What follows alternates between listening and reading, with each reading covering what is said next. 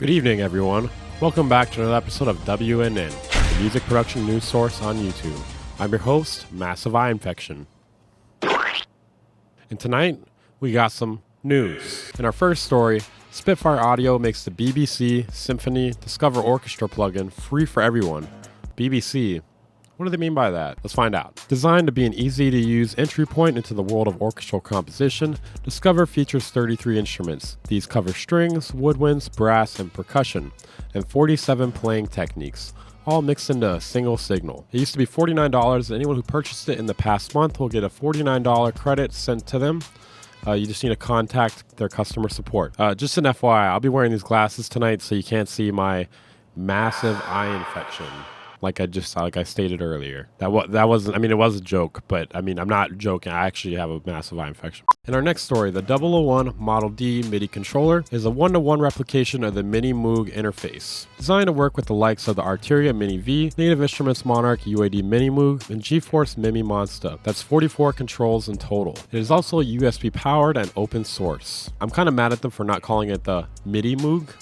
The 001 Model D sounds like the most uninspired name I've ever heard. Definitely a very niche idea. Normally I'd be like, why would you make a replica interface for a plugin that the MIDI controller only controls one plugin? But I guess the Mini Moog is one of the most famous synthesizers of all time, so I'll give it a pass, in a good way. It's available on Kickstarter right now for the price of £159. The estimated delivery of November 2022. They still have $9,000 to earn in order for this project to go through, but only 20 days, so good luck. Anyways, news. In our next story, the FL Studio 21 beta is out now, so half of my audience can whip their dicks out. I'll give you a second to do so, and continuing on. Here are some changes that stood out to me. I'm not an FL user though, so I'll try to do my best. Playlist audio clip fade in and fade out and gain controls. There's now an option to autosave every minute.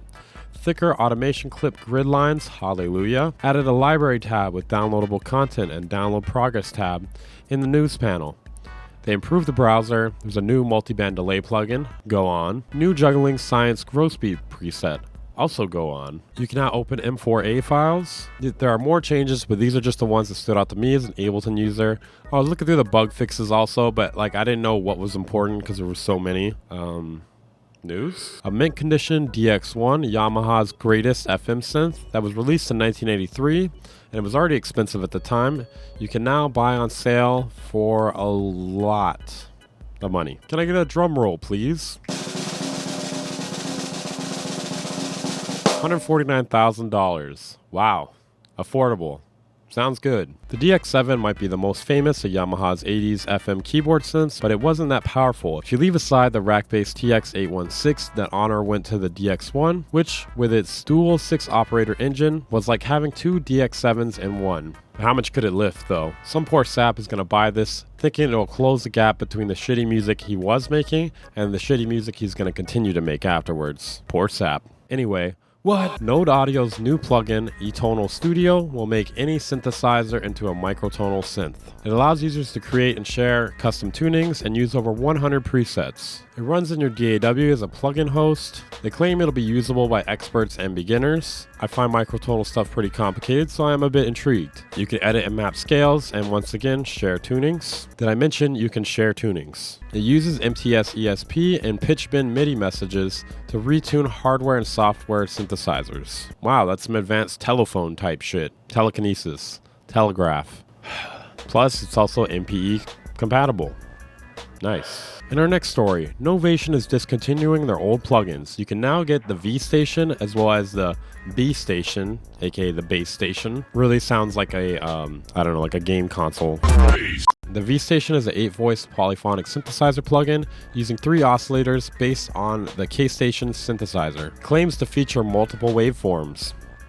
Slow down there, that sounds like a lot. Also features ring modulation in FM and over 200 presets. An additional 400 user presets are also included. The Bass Station is a recreation of the classic monophonic synthesizer featuring dual oscillators created in 1993. Both units run as a VST and AU plugin on Mac OS and Windows. While currently available as free downloads, it's worth keeping in mind that the units may not be compatible with all desktops and do not offer M1 support. I wonder why it's not compatible with all desktops. No, I do actually wonder. It doesn't say why. In our next story, no. Jacob Collier has recently stated on a podcast that the SM58 has never left his studio, and I can possibly agree to that. A lot of people have asked me if this has been green screened in, and I don't know why you would think that, because A, I need a microphone, and B, that would be so much trouble to do for no reason. Whatever. Sonable has announced the Smart Comp 2 AI compressor, which will come out July 27th. According to them, it's packed with new features and revolutionary approaches. This spectrodynamic compressor unites uncompromised sound, fast results, and creative possibilities. Get ready to up your compression game. I'd like to up my compression game because my depression game is unmatched. Anyways, in our next story, free. You can get 900 royalty-free final drum samples and percussion samples from Samples from Mars. I'll link that in the description, obviously with everything else here. Dusting on aisle 4, please. Dusting on aisle 4. Calum Audio releases Dustbin for desktop and iOS. They claim this plugin will literally change your life. Stop wasting time. You can't refuse it any longer. Take everything you thought you knew about music production and throw it out. Alright, I'm gonna hurt someone. Transform your garage into garbage, rap into scrap, pop into slop, punk into junk, and new age into sewage. This plugin is $1 and will recalibrate any sound to the sound of a dustbin. A dustbin. I'm aware this was released on International Joke Day, but what kind of joke costs money, even if it's only $1? This joke has upset me greatly. Next up, we have a new Calby plugin. Wait, am I reading that right? No. Next up, we have a new plugin from Karanri. They released their first effect plugin called Polyspace, promising ethereal and ambient reverbs. Definitely something you couldn't do before this. This is my sarcasm face, by the way, guys. It's my normal face. Everything I say is sarcasm. None of this is true.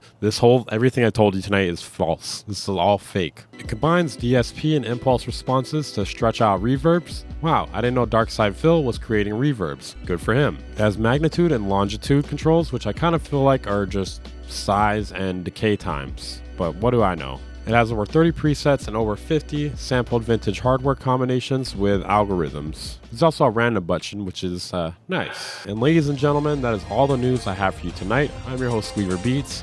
If you guys want to support the channel, let's try to help get the channel to 20,000 subscribers by the end of the year. If we don't, it'll probably take me about a year to get there, so tell everyone you know. Also, a link for everything I mentioned tonight will be in the description if you guys want to get free samples, plugins, or Dustbin for some reason, or that $149,000 synthesizer. Up to you. Good night.